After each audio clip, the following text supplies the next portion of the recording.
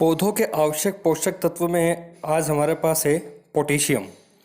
Potassium का अवशोषण के प्लस आयन के रूप में पौधे करते हैं, जिनकी मात्रा 1.0 से 1.4% तक की पौधों में होती है।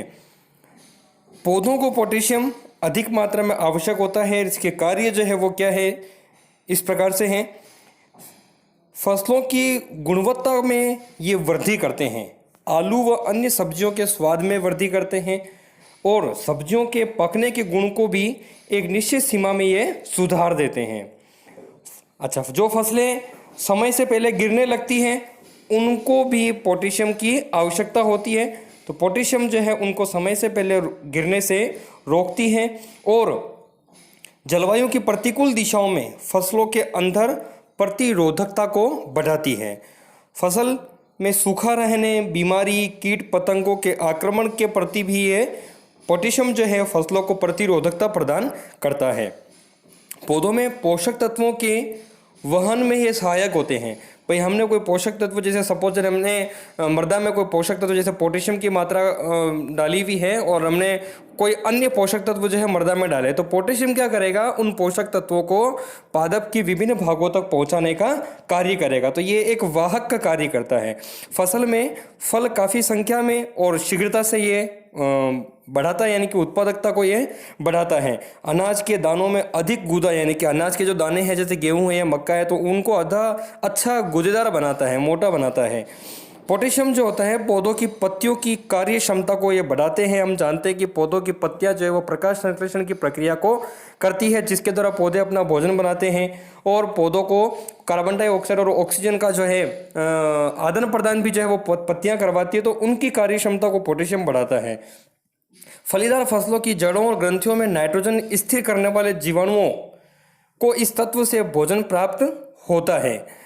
इसमें दलहनी फसलें वायुमंडलीय नाइट्रोजन को शीघ्र ग्रहण कर लेती है पोटेशियम की मदद से। नाइट्रोजन के प्रयोग से बीज के शीघ्रता या देरी से पकने वाले प्रभाव को पोटेशियम जो है वो अधिक सक्रिय कर देता है और पादप में संतुलन ला देता है, कब उसको पकना है और कब उसको देरी से पकना है। अगर पादप फल जो है वो अच्छे पक जाएंगे तो अपने आप झड़ना शुरू हो जाएंगे। तो ये जो है निश्चित कौन करता है, पोटेशियम करता है। पोटेशियम अनेक एंजाइमों के सक्रिय कारक के रूप में भी अपनी भूमिका निभाता है। उसी प्रकार पादप कोशिका संगठन, जल योजन, पारगम्यता आदि को यह बनाए रखता है। पोटेशियम आयन आंशिक तौर पर पादप कोशिकाओं की उचित स्थिति को अनुरक्षित करने के लिए उत्तरदायी होता है। स्थिति का मतलब है, जैसे अपन ने पादप को सपोज मान लिया मैंने कोई हमारे पास छोटा सा पौधा घर में लगा हुआ है, उसकी टहनी को पकड़ के मैंने नीचे झुका दिया। तो नीचे झुका दिया तो इसका मतलब जैसे मैं उसको छोड़ूंगा तो वो पादप की टहनी जो वापस क्या हो जाएगी, सीधी होकर के पादप अपना वापस सीधा खड़ा हो जाएगा। आपने छोटे छोटे पौधे देखे होंगे, हम जैसे ही कोई फल वगैरह उससे तोड़ते हैं तो हम उस डाली को नीचे झुका देते हैं। तो फल तोड़ने के बाद जैसी डाली को छोड़ता डाली वापस क्या होती है, अपनी जगह पर वापस व्यवस्थित हो जाती है। तो ये जो प्रक्रिया है उसको हम स्फीति कहते हैं और इसको बनाने में मदद कौन करता है, पोटेशियम करता है। इससे मृदा में नाइट्रोजन का कुप्रभाव जो है वो नहीं होता पोटेशियम की मदद से। पौधों में प्रोटीन के निर्माण में पोटेशियम का प्रमुख उपयोग है। इससे कोशिकाओं के निर्माण और विभाजन में सहायता मिलती है। उसी प्रकार एक अन्य पोषक तत्व है कैल्शियम, जो कि फसलों के आनुवंशिकीय गुण के लिए उत्तरदायी है और क्रोमोसोम की संरचना का यह मुख्य घटक है। जो भी जीन हम जानते हैं, क्रोमोसोम जो है वो क्या है, जीन का एक घटक है। तो क्रोमोसोम को बनाने में, ये इनकी संरचना को बनाने का एक प्रमुख घटक है।